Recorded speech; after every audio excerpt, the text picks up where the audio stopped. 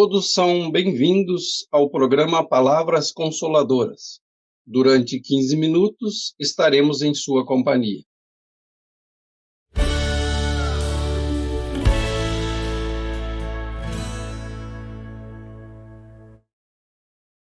Nosso convidado de hoje é Edson Cardoso.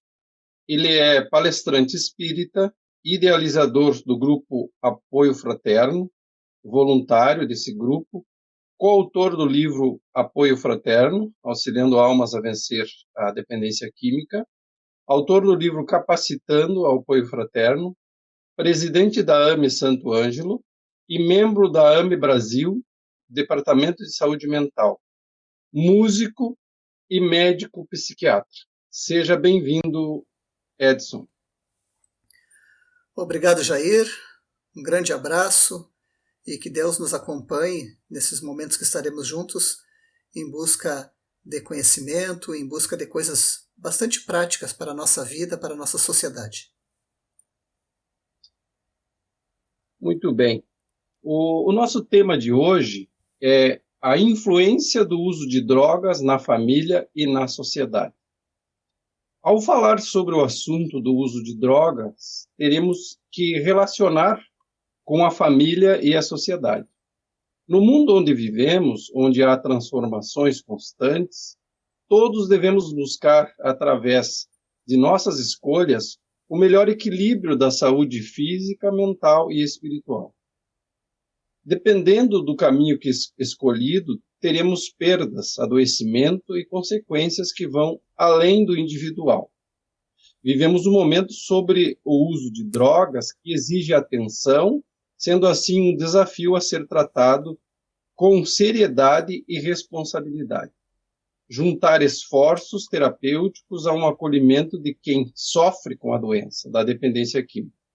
Teremos, assim, uma forma positiva na reestruturação individual e do convívio saudável e familiar.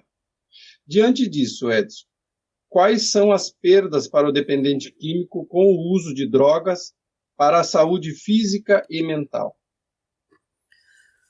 Bom, falar em perdas é uma coisa que não é simples de falar, embora seja algo que é bastante divulgado nos inúmeros meios de comunicação.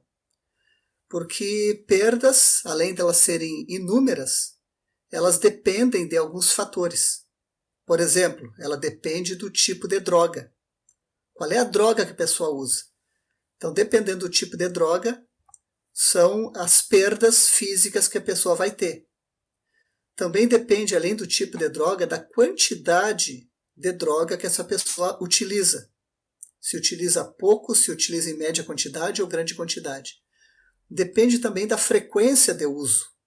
Se usa uma vez por semana, se usa 2 vezes por semana, se usa todos os dias, se usa várias vezes no dia. Depende também da idade de início de uso. Quanto mais jovem um ser humano começa a usar drogas, mais danos ele vai ter. Porque é um corpo em formação, um organismo em formação, um cérebro em formação, então as lesões e as perdas físicas são muito maiores. Também depende do tempo total de uso. Se usou meses, se usou anos, se usou décadas, então tudo isso vai interferir na perda. Também uma predisposição genética.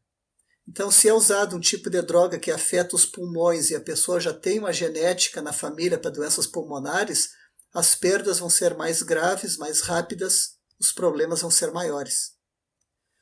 O estado nutricional do usuário.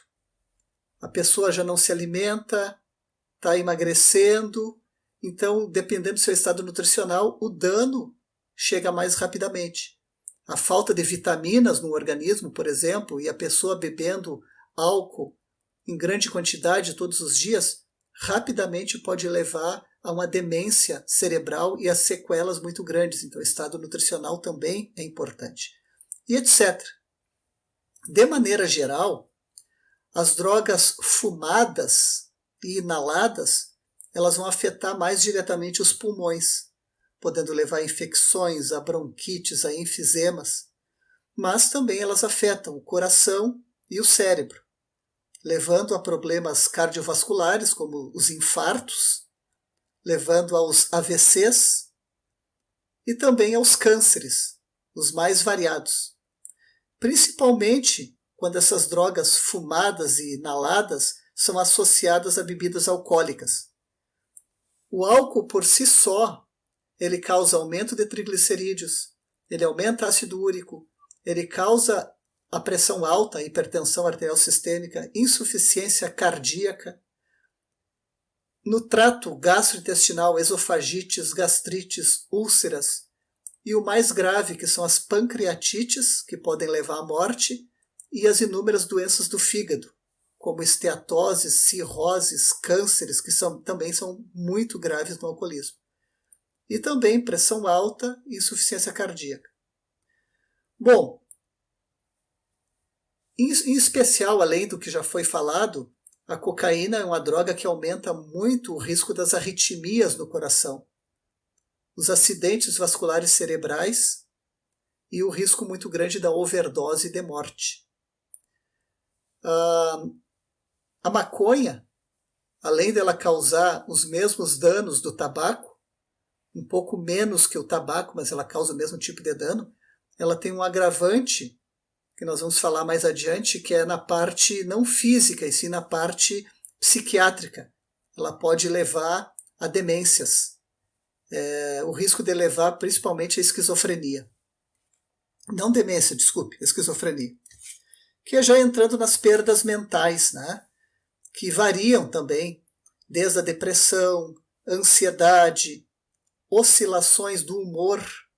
Muitas vezes a pessoa pensa que uma pessoa é um bipolar e às vezes ela não é de fato um bipolar. É que ela está usando muitas vezes uma droga que lhe deprime, ela fica triste, por exemplo, o álcool, e às vezes usa drogas que são euforizantes e que aí levam a pessoa a uma euforia e ela fica oscilando o humor. Então não quer dizer que ela seja um bipolar, mas a própria droga está levando a essas alterações do humor. Além disso, pode levar a impulsividade, irritabilidade, agressividade, paranoias, ilusões, alucinações, ciúme patológico e, como eu falei, a maconha aumenta o risco da doença mais grave que tem na psiquiatria, que é a esquizofrenia. Então, de modo geral, é isso, Jair, só que a lista não é só isso. Eu trouxe de maneira geral as principais, mas é muito grande o tipo de problemas que as drogas trazem ao organismo físico e mental. Muito bem. Lá no Livro dos Espíritos, na questão 913, dentre os vícios, qual o radical? E essa pergunta nos lembra, assim, na resposta, que uma das chagas da sociedade que nós vivemos e que está em todos nós é superar o egoísmo. E superá-lo é um alerta à melhora moral já nesta vida. Então, Edson, o adoecimento devido às drogas é somente do dependente químico ou a família e a sociedade também adoecem? É importante falar sobre isso, porque muitas vezes as pessoas pensam que só quem adoece é o dependente químico. E as famílias, a sociedade, enfim, querem tratar o dependente químico. E modernamente a gente sabe que não existe o adoecimento de uma única pessoa em se tratando dessa temática. A família adoece junto. A gente entende que no mínimo 4 a 5 pessoas, que são as famílias ditas pequenas, no mínimo 4 a 5 pessoas adoecem juntas. Às vezes a família, o familiar, que a gente chama de codependente, ele fica até mais doente que o dependente químico. Imagina um filho usando droga, qual é a mãe que não vai se entristecer, não vai se deprimir, não vai deixar de se alimentar, não vai se adoecer gravemente, com medo que alguma coisa aconteça com seu filho. Quantas famílias que vão se desestruturando, se desentendendo, deixando de viverem bem, de viverem felizes, envolvidos com uma doença grave como essa de um familiar seu. E não só um filho. Imagina um pai com problema de alcoolismo dentro de casa, chegando muitas vezes bêbado em casa, chegando agressivo, chegando desorganizado, e os filhos com medo, sofrendo, a mãe ali deprimida por causa daquela situação, as brigas, as agressões, os desentendimentos, isso tudo são bases para, infelizmente, nós termos filhos com graves problemas emocionais no futuro, que variam desde ansiedades até transtornos de pânico e também a depressões infantis, a própria bipolaridade, quando existe uma genética para isso, tudo está sendo formado porque naquele lar existe uma desestruturação, uma falta de tranquilização no lar, que vão ser as bases, no mínimo, de doenças, transtornos do tipo fóbico-ansiosos. Então as pessoas vão se adoecendo, assim como a própria sociedade. A gente sabe que a família é o núcleo de uma sociedade. Então uma família doente, duas famílias doentes, é a sociedade que vai se adoecendo. E cada vez mais a nossa sociedade está encerrada dentro de casa, com medo da impulsividade, da agressividade, dos roubos que as pessoas muitas vezes envolvidas pelas drogas vão fazendo no dia a dia. Então, como é que nós vamos ter uma sociedade não doente, sadia, enquanto nós tivermos a dependência química? Então, nós temos que tratar a família juntamente com o dependente e a sociedade também, buscando novas maneiras, novas formas de lidar com a prevenção antes que as pessoas adoeçam. Bem lembrado tudo isso que tu está falando. No capítulo 17 do Evangelho segundo o Espiritismo, no item 9, ele nos lembra que somos depositários do uso de autoridade perante o que nos foi confiado, então com os nossos filhos, e os filhos com os pais quando eles chegam à idade do envelhecimento. Mas conduzir os filhos ao bem é uma missão. Estamos no mês que comemora o Dia do Trabalho, né? No Livro dos Espíritos, na questão 676, 681, elucida do trabalho como uma necessidade expiatória e aperfeiçoamento da inteligência. Qualquer mudança de comportamento exige empenho e dedicação. Então, diante disso, Edson, no que o Grupo Apoio Fraterno pode auxiliar na melhoria da recuperação do dependente químico, os codependentes e também a sociedade? Bom, o Grupo Apoio Fraterno é um grupo de autoajuda aos dependentes químicos e aos seus familiares. É um grupo vinculado à doutrina espírita, é um grupo espírita, mas ele acolhe a todas as pessoas independentes da sua religião ou até as que não têm religião. O Grupo Apoio Fraterno ele serve para o acolhimento das pessoas que estão sofrendo essa problemática da dependência química. Acolhe, leva a esperança, leva a um caminho. Os voluntários do Grupo Apoio Fraterno eles são facilitadores desse trabalho. Eles proporcionam que, através da nossa técnica, que nós estudamos, que nós formamos os nossos voluntários, nós consigamos fazer com que, além das pessoas serem acolhidas, elas vão recebendo uma nova forma de enxergarem a si próprios. Não como pessoas que não têm esperança ou pessoas que vão ser desprezadas por um dia terem caído no vício. Não, são acolhidas, são trabalhadas em sua espiritualidade, são trabalhadas na sua esperança de melhorar, são trabalhadas no modelo do Cristo, para a gente se entender, se ajudar, aproxima as famílias, para não ter mais o jogo da culpa, e sim o jogo da compreensão, não ter mais o jogo da manipulação. Não é porque é um filho ou porque é uma pessoa que a gente ama que a gente vai cair nas manipulações de quem está adoecido. Então, as pessoas que participam do grupo aprendem a amar, sim, mas aprendem também a dar limite, aprende a dizer um não para aqueles comportamentos equivocados, a levar o seu familiar a tratamento quando necessita, aprendem sobre novas formas de ajudar o seu dependente químico, não apenas dar um remédio, mas levar ao psiquiatra, fazer internação quando preciso, levar a psicólogos. Então, várias ferramentas que o Grupo Apoio Fraterno vai apresentando para a família. E, além disso, da espiritualidade, do diálogo fraterno, um momento de depoimentos pessoais, onde cada um vai falando, vai sendo ouvido com respeito e cada um vai trazendo a sua história. Aquilo que ao longo da sua caminhada dá certo, aquilo que não dá certo, aquilo que faz e recai frequentemente no seu uso e como que cada um vai se libertando. Então, os membros mais antigos do grupo, que já conseguiram o caminho da recuperação, vão servindo de modelos para aqueles que estão chegando sem esperança, desorganizados, e aos poucos todo mundo vai encontrando um caminho melhor através da autoajuda e, consequentemente, a sociedade também ganha com isso. Então, quanto mais nós divulgarmos esse trabalho dentro do movimento espírita, fora do movimento espírita, quanto mais as pessoas entenderem a importância dos grupos de autoajuda, mais nós vamos conseguir dar essa resposta.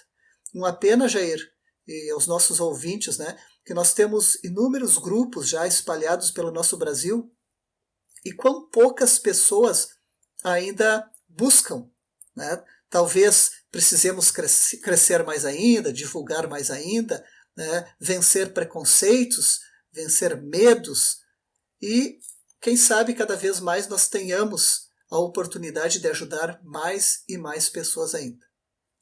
Era isso aí, Jair. Muito obrigado. Certamente, né, o grupo está no seu desenvolvimento e está galgando, né, esse espaço, né, e as pessoas, este é um dos canais que vai também divulgando cada vez mais. Participar do grupo Apoio Fraterno, ele traz, através de sua dinâmica, como tu bem falaste, Edson, as ferramentas, então, para essa mudança de comportamento, né, criando os novos hábitos. Podemos trazer essa melhora do dependente químico e dos codependentes, os familiares, para termos, assim, a melhora da convivência social, com amor, disciplina, para o equilíbrio na paz do Cristo. O Apoio Fraterno Caxias do Sul está em seus 10 anos já, de forma presencial no Centro Espírita Alunos do Bem. O contato é Grupo Apoio Fraterno Caxias do Sul no Facebook, então todos que quiserem acessar e se fazer presentes são bem-vindos. Agradecemos, então, sua valorosa contribuição no tema de hoje, Dr. Edson. Muito obrigado, Jair, ao Jean e a todas as pessoas que nos ouvem e nos assistem.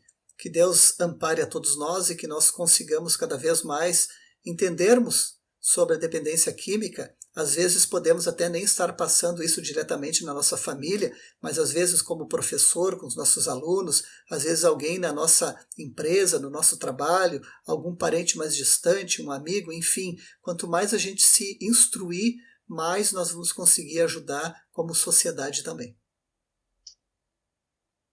Então, sigamos com serenidade e esperança, com o auxílio do Mestre Jesus, que nos ampara sempre. Foi um privilégio estar em sua companhia. Até o próximo encontro.